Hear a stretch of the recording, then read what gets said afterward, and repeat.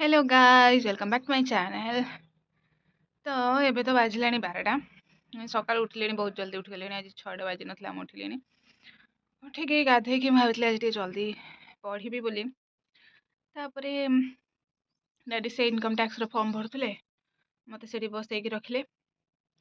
बसिक सब कैलकुलेशन वगैरह कली। तापरे एबे टिके टाइम पढ़ी जोटा कि रेकर्ड कर इंट्रो वाला आजिकल इंट्रो करने को मोर होनी इच्छा बहुत खराब हो। तो मुझे लेट रे करुँच इंट्रोर मुझे लाइट पाखक पलाए। हाँ तो मुझे लेट रे करुँच इंट्रो आज एवं इंट्रो करुँची।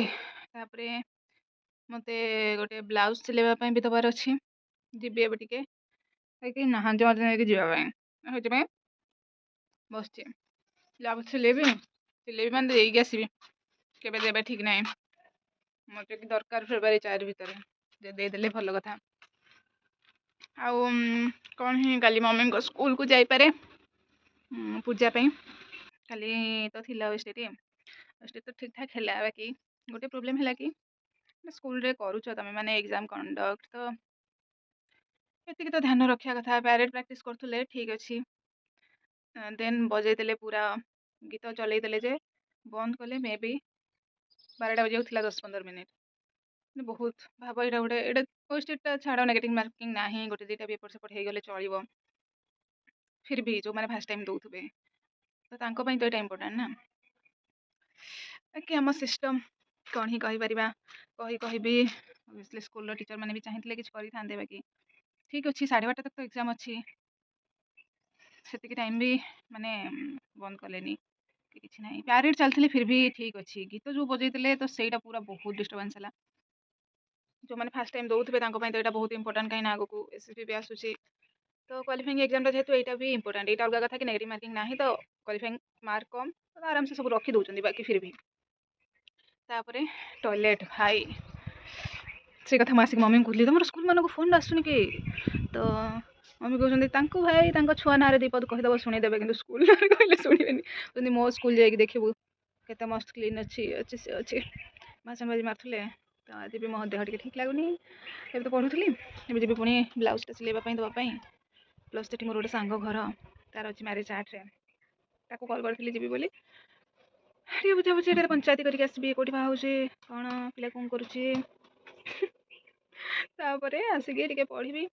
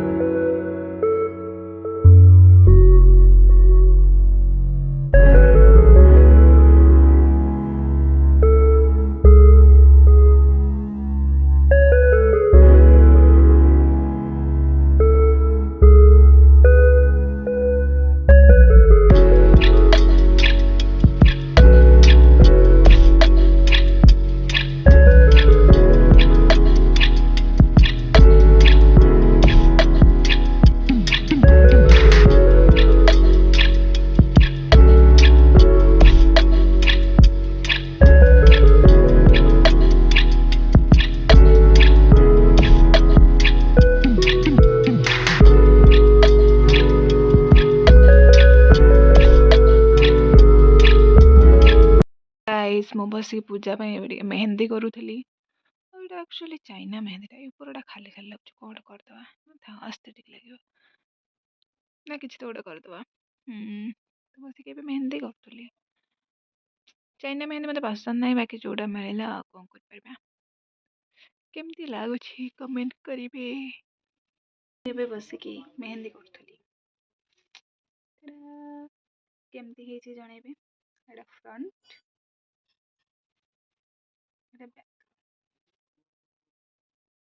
गोटे लाइन ही बस फ्रंट एमती गूगल देखी करमती भल देखा फोकस नहीं रे पिला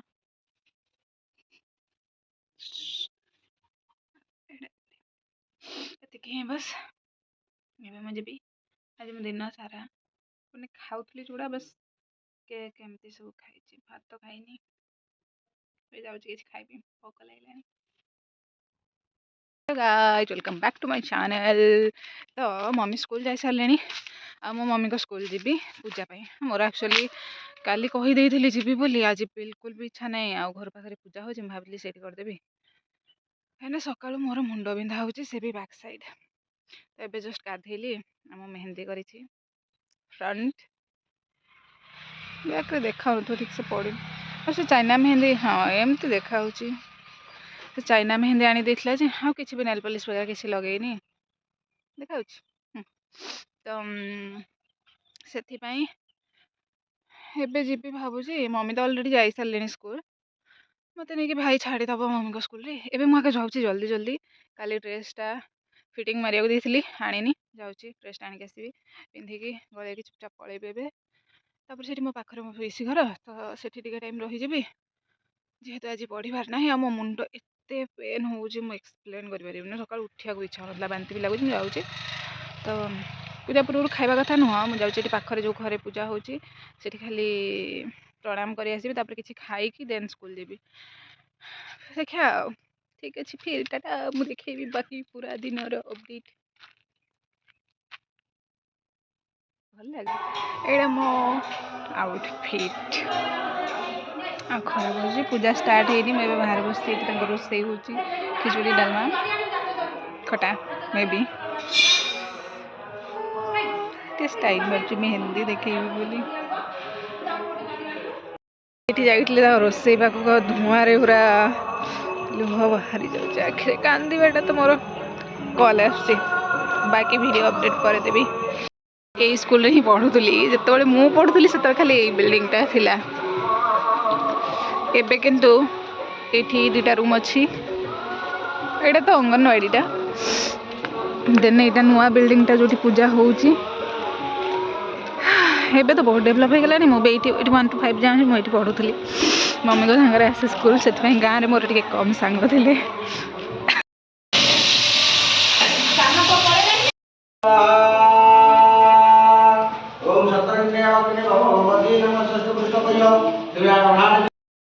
तो मुझे जो पढ़ुली ये पाचेरीटा नाला सेपटे अच्छी अरे यार आउर को हाथ देखी पारे पथर साप नो तो सेपटे जो पोखरीटा अच्छी आम जा नाटक करूँ से गोटे कोली गछ था कोली खावाई जाऊ आउ मुझे यही रेट्रे माड़ खाई मम्मी को लुचिकी पड़ो पूजा सरी गला नड़िया बड़ा हम ये बस रोसे चलती मुझे बस स्कूल पाखे मो अपा घर मुझे जाऊँ मो अपा घर को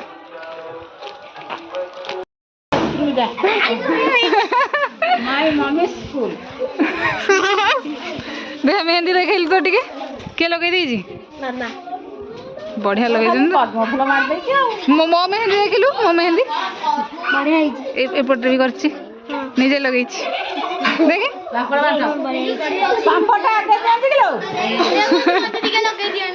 लगे दीदी मेहंदी आनिक आसुनु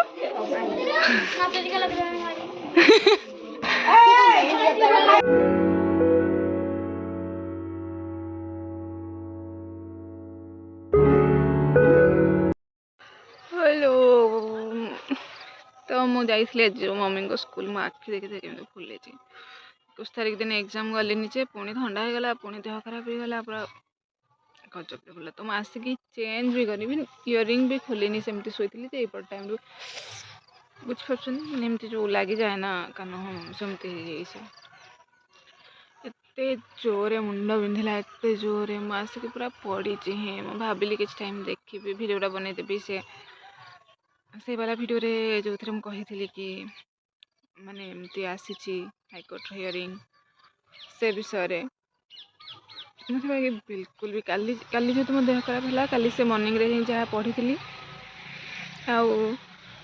गोटे आप भी कहि जो पेडागोजी देखुचे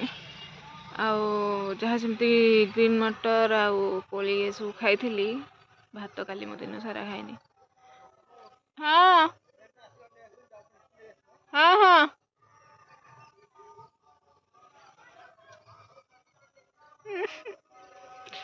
काली दिन सारा किसी खाई नी रात गोटे रुटी खाई शोई आज सका किसी खाइनी भाविली टिके ପିଠା ଖାଇ ଦେଇ ଯିବି ବାକି ଭାଇ ପୁରା ଜଲ୍ଦି ଜଲ୍ଦି ଜଲ୍ଦି ଜଲ୍ଦି କଲା। ତାପରେ ସେମିତି ହିଁ ସେଠି ଯାଇଥିଲି ପୂଜା ପାଇଁ ଯେ ପାଖରେ ମୋ ପିଉସୀଙ୍କ ଘର, ମୁଁ ସେଠିକି ପଳେଇଥିଲି ଅଧା ଟାଇମ୍ ବି। ସେଠି ଯାଇକି ଖାଇବା କଥା ନୁହଁ କିନ୍ତୁ ୟୁପି ଖାଇ ଦେଇଥିଲି। ଆଉ